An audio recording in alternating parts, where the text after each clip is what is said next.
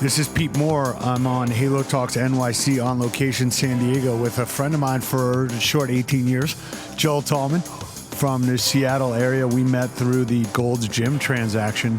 That's right. Back in the day, you were one of the leading and most vocal franchisees at the time, influential, I will say, and then moved into corporate. So why don't you give your background for our listeners, and then we'll talk about what you're doing now with MUV and the exciting growth opportunities. Sure. Started in the business, fitness business in 1984. Really answered an ad from the Seattle Times. Had a pregnant wife. We'd been doing concerts around the country, mostly in churches. Wow. And so I need a kind of a job, and so for a stopgap, I applied at a local group in north of Seattle in Edmonds, Washington. Came in, got a job in '84, loved it, loved the business, didn't understand it at first, looked around me and saw a lot of opportunity. It was a growing field then, very different. Didn't have EFT then, it was all cash. But anyway, worked my way up with that and ultimately ran that organization and sold that organization in 1988 to Bally Total Fitness. Under Bally Total Fitness, came into their group. For whatever reason, they recognized something in me, and I ended up being their senior manager for the Northwest region for 12 years.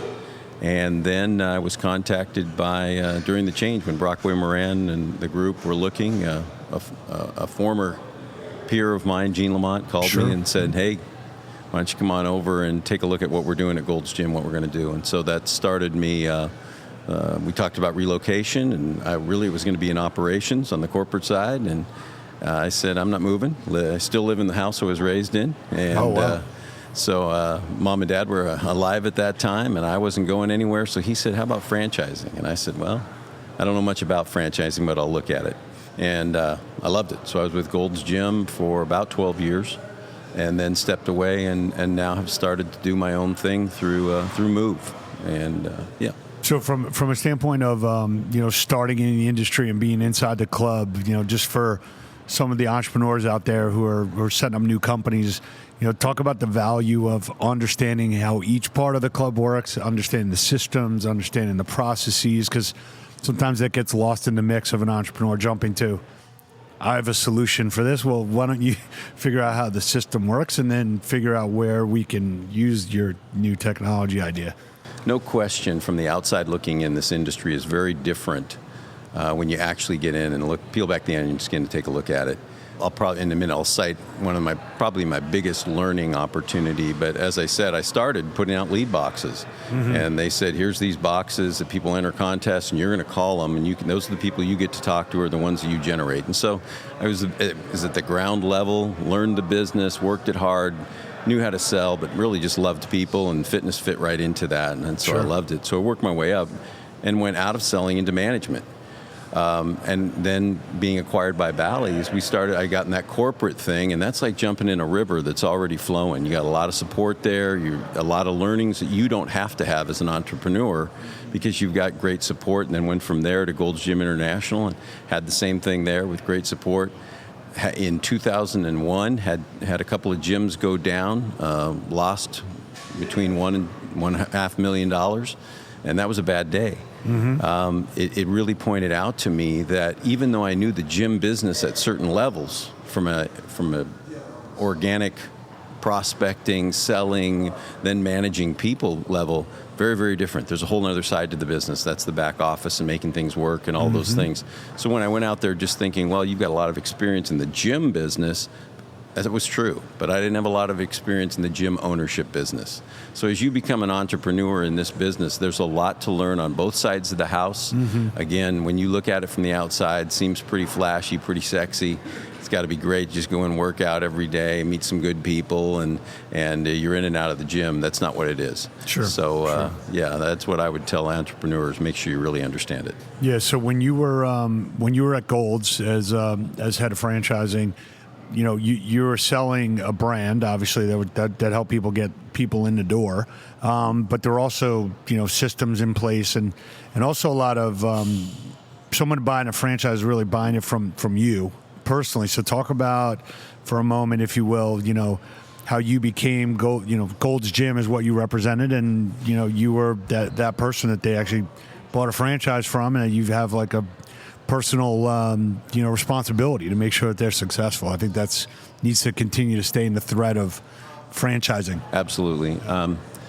It was really very valuable having an operational background, because having moved into the role of then selling franchises, but also really consulting franchises in terms of evaluating where their businesses were. Some of them were in deciding whether they wanted to stay Gold's Gym, depending on the terms that they had, things like that.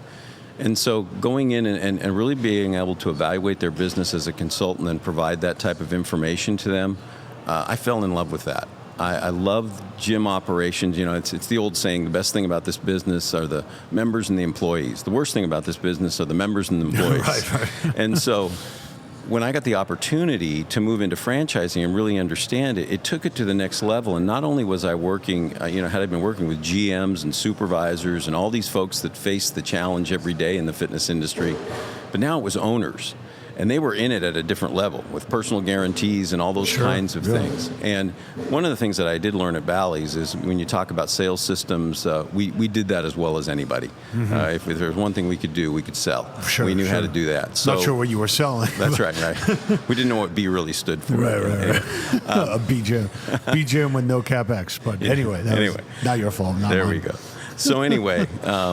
it was really exciting, really, to work with owners. And really, that's the motivation now to grow franchising. When I look at it and I say, it's silly to say if you're in business, it's really not about the money, because it's about the money at some level. But the richness and the depth of the relationship that I developed with the Gold's Gym franchisees, that's what I want. Right. I want to come in there, and we're expanding corporately. We're expanding rapidly. We're doing very, very well with our gyms. And candidly, that's where the money is here. But the real depth, I haven't been in this business now about 34 years, and my partners have been in for decades. It's not all about what you can take out of it.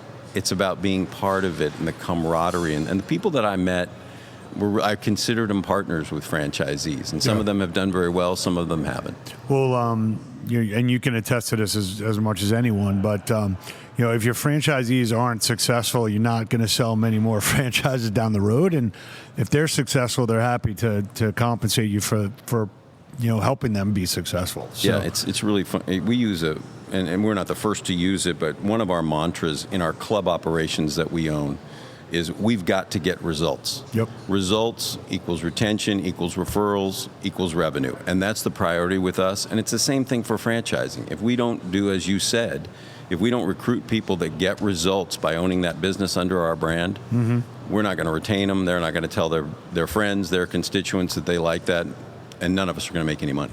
So you start up a new brand, MUV Fitness. One of your early partners is a good friend of ours, John Burris, down in South Carolina. Tell us about how that brand spawned, and where you want to take that. Well, it was really the origin of it, and if I got a picture of it in my phone, but in 2014, I sat there and I thought, okay, if I'm going to create a brand, what do I want it to be about? And I looked at fitness and I said, fitness is really now multi-generational, and it's got technology now, so it's got gaming, it's got all kinds of things. So whether you're 8 years old or you're 80 years old, it's about moving. So exercise is different. It's applicable to everybody. And I thought, everybody has to move. And so I created the brand and drew it on a sticky note, the logo that we now have. And it's got what's called an umlaut. It's the U with the two eyes over it. Right. I really did that as a smiley face. Not as I wanted it to be a very friendly brand. Again, multi-generational. Once I tell you that, Pete, you're going to look at it and now you're going to say, now I see it differently. Of course. So I thought it might have been some kind of something from a from a distant country. Yeah, that's what people automatically assume till I tell them the origin of it. I see it. Yep. Very nice. Okay, so you went through the rebranding process. How did there are a number of groups in every network brand that has to make these types of decisions, whether I should stay with the brand I'm in restaurants, and you see hotels change brands. So what level of opportunity did you think you had once you came up with this new brand to basically maybe cater to a larger demo? Yeah, I think it's really interesting. I mean, some people, have said, well, you've got associations with other franchised brands, and so that's your business plan. And honestly, it wasn't. I think that would be a failed plan to plan that way with the foundation. We really are, at heart, we're operators from the very beginning. And again, we do very well. If people look at our numbers in personal training, if they look at our numbers in sales, if they look at our numbers in the things that we do in results-oriented programming, we're as good as anybody. And so that's the origin where it really starts. We really believe we can help franchisees. It wasn't built on a conversion model, but conversions, I think we can be very helpful to them. But also, most people that are leaving a brand that are franchised, they're tainted. So they don't understand, why would I move into another franchise when obviously they're leaving whatever they're under for whatever reason. Not happy, or they'd continue. Yeah, and also they're not getting results, so they might be looking to grasp onto something that's like that's right. Life preserver. That's right. And we do a lot. Again, we're very results oriented. It sounds silly. People interview, in other interviews I've been part of, they say, what's distinctive about you? And I said, it's going to sound silly because everybody assumes from the outside looking in, we're in the health club business, so we're about members getting results. Right. Well, I've been part of organizations before that weren't about the members getting results, it was about the bottom line. Sure. Make the revenue. We really believe what I told you earlier with those 4 R's, that the results of good programming, the results of good relationships, the revenue will happen. Got it. So as you move across the country with this new brand, what's the experience and the vibe? We got the smiley face now, so I get that. So it's not intimidating to walk in the door. And where is it positioned from a price point, and where is it positioned from an experience and amenity? Yeah, great question. Well, one of the approaches that I took, because having worked in franchising before for really a very big brand, probably the biggest, most identifiable brand, I also saw from an entrepreneur's perspective, there were some limitations, because that's when they went into a marketplace, that's all they could be.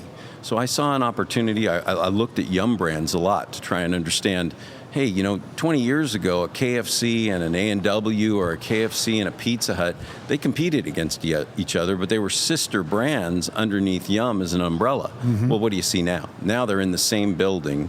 So you're driving up, if Mommy and Susie want to go in and get pizza, and Daddy and Johnny want to go in and get Kentucky Fried Chicken, sure, they don't lose that market share.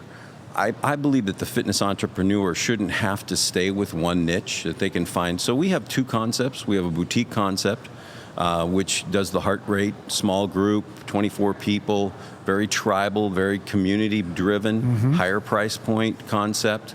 We also take that programming, and we have 12 installations right now of licensed programming in other people's gyms, in different gyms. And then we have the MUV Fitness brand, which we have 13 locations of that right now. That's your traditional big box, full amenity. We're not a price point driven brand. We have certain ones that we've acquired that we're doing a high volume, low price play. And when we did market analysis, we kept it there. We felt like that was well positioned. We've taken others. Traditionally, we're probably between around the $39 a month plan, but we do market analysis to see where we fit. Great. So you've been in the industry for a while. I've been in the industry for a while. There have been times when people say, there are too many clubs or too many fitness boutiques.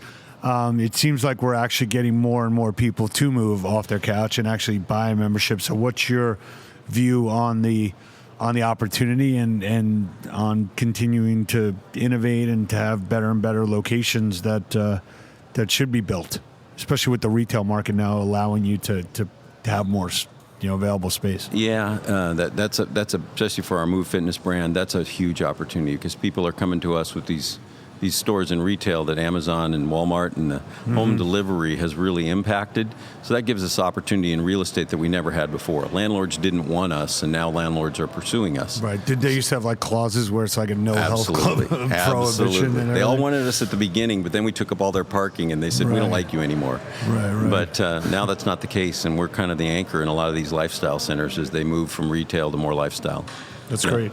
Well, I know you built a strong team, and I know your FTD is coming out here shortly, and we know a number of your partners. So wish you continued success, and we'll get people to move And that's the first step, and everything else showing up in the results. So Appreciate it. great to have you on. Great to see you. Awesome.